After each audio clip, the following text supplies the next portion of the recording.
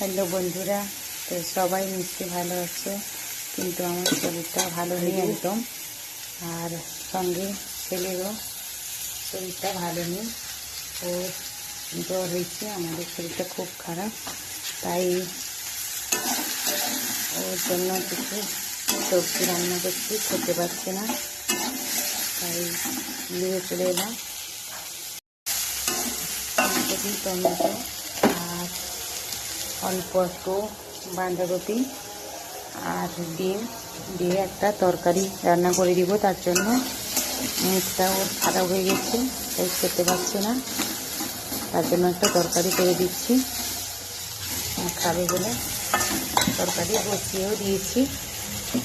তো বর্তমান আমার শরীরটা ভালো নেই, তো তোমরা কেমন আছো একটু জানিও অবশ্যই।